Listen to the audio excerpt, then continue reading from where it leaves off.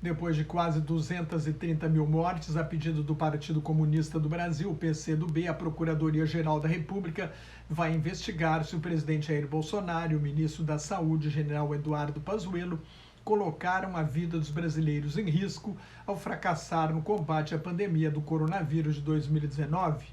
A Procuradoria-Geral abriu inquérito sobre a responsabilidade do ministro no colapso do sistema de saúde de Manaus, quando vários pacientes morreram por falta de oxigênio nos hospitais, mas o procurador-geral Augusto Aras não havia incluído o presidente. A maioria dos políticos não acredita que Aras, um aliado de Bolsonaro que sonha com uma vaga no Supremo Tribunal Federal, denuncie o presidente. No Congresso, o senador Randolfo Rodrigues, da Rede do Amapá, conseguiu 30 assinaturas, 3 a mais que o mínimo necessário para a abertura de uma comissão parlamentar de inquérito no Senado sobre a Covid-19.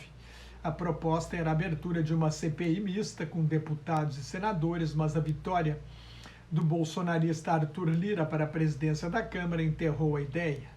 Ao lado do presidente da Agência Nacional de Vigilância Sanitária, Anvisa, Almirante Antônio Barra Torres, que anunciou publicamente que vai tomar vacina contra o novo coronavírus, Bolsonaro declarou que não vai se vacinar. Mais uma vez, sabota as medidas do seu próprio governo para combater a pandemia.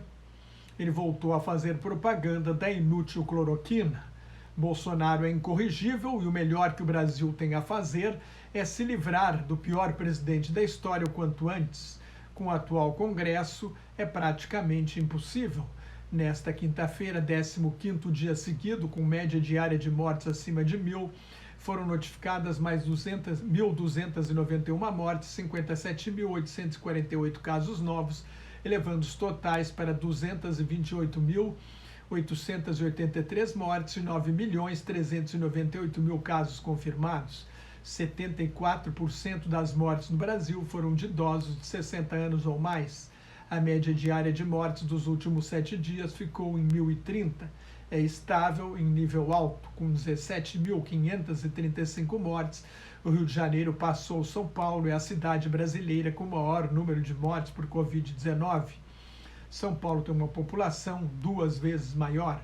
No mundo inteiro já são 104.870.000 casos confirmados e mais de 2.284.000 mortes.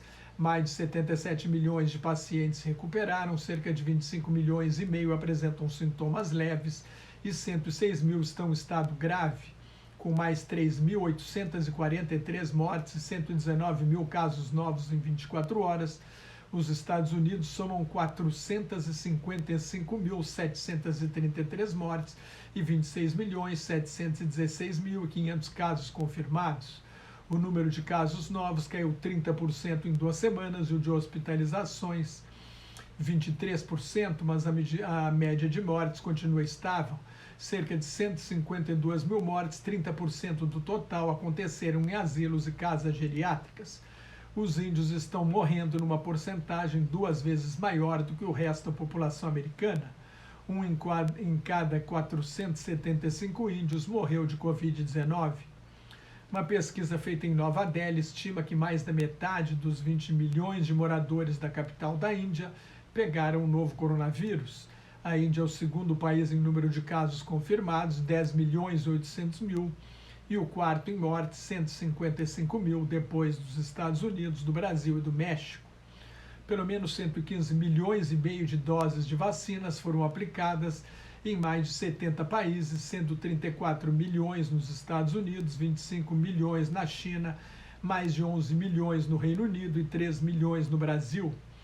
Israel já deu pelo menos uma dose a 60% da população, os Emirados Árabes Unidos a 36%, o Reino Unido a 15,5% e o Brasil a 1,44%.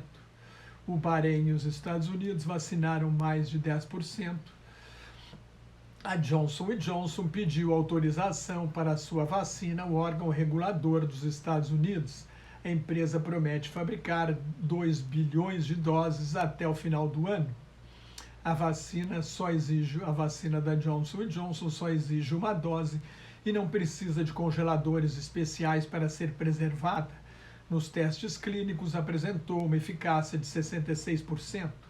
A Cruz Vermelha Internacional alerta: só 0,1% das vacinas foram aplicadas até agora nos 50 países mais pobres do mundo. Cuba quer oferecer vacinas aos turistas para atrair visitantes para a ilha. No debate sobre o orçamento de emergência pedido pelo governo Joe Biden de 1 trilhão e 900 bilhões de dólares, mais de 10 trilhões e 350 bilhões de reais, o senador americano Mitt Romney propôs dar uma ajuda de 4.200 dólares, cerca de R$ 22.900 por ano para cada criança de até 6 anos, e 3.000 dólares, R$ 16.350 por ano, para menores de 6 a 17 anos. O número de novos pedidos de seguro-desemprego na semana passada nos Estados Unidos foi o menor desde novembro, mas ainda é muito alto. Foram 779 mil demissões. Na semana anterior foram 812 mil.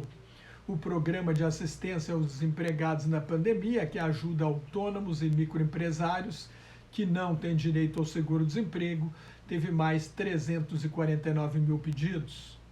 No seu primeiro grande discurso sobre política externa, o presidente Joe Biden prometeu defender a democracia e conter o avanço do autoritarismo com uma diplomacia baseada em alianças e valores, o que indica um endurecimento nas relações com a China, a Rússia e líderes de extrema-direita como Bolsonaro e os governos da Hungria e da Polônia. De imediato, os Estados Unidos vão parar de apoiar a intervenção militar da Arábia Saudita na guerra civil do Iêmen e suspender os planos do governo Donald Trump de retirar as tropas da Alemanha, além de adiar a retirada do Afeganistão por causa do aumento da violência da milícia dos Talibã.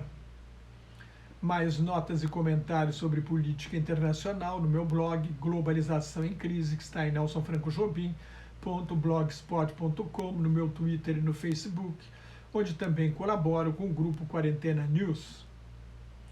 Cuide-se, fique em casa, se não tiver nada muito importante a fazer na rua, use máscara e mantenha a distância de pelo menos 2 metros se tiver de sair na rua. Higienize sempre as mãos e muito obrigado pela atenção.